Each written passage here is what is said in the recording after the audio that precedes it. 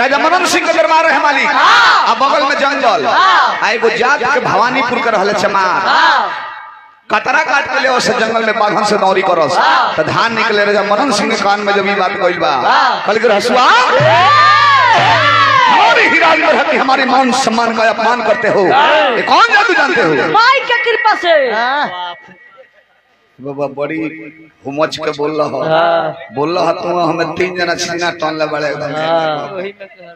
खैर भक्त वालों बोल कहले के बुलाओ माई के देखो कहले कहीं है तो परले मत जे दुनिया के माई है कहले बुलाओ रसू चमार लगले बुलाओ एक काम गुवाहाटी से कलकत्ता से पटना छपरा जिले आमी महौरा हरसर घोड़ा घाट जो माई आई बड़ी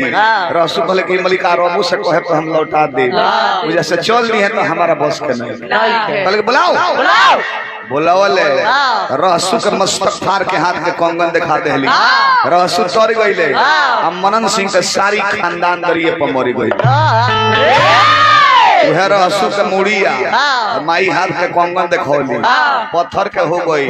बाद में देवाल के मूर्ति बनल आजू दर्शन करे जाई सलहाता दिन में तो भीतरी जाके दर्शन करम तो ना तो बहरिया मूर्ति दिखा के पंडित जी लो लौटा दे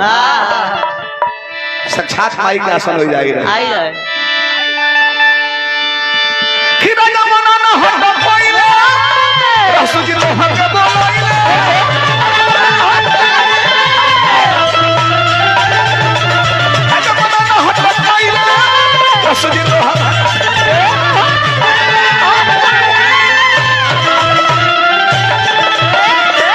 राजा मनन सिंह आइले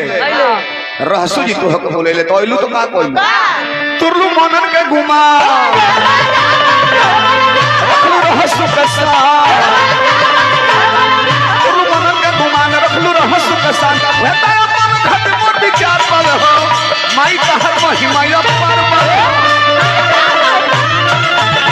माई का हर महिमा पर पाए गए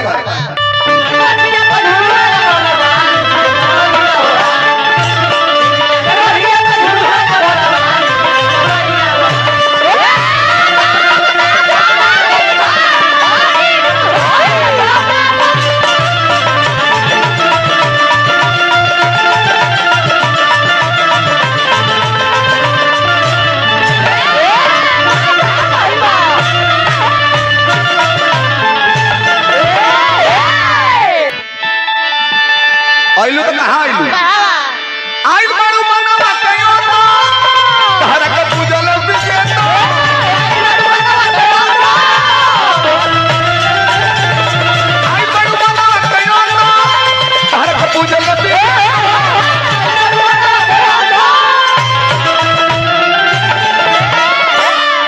अभी अंतवा बोलावे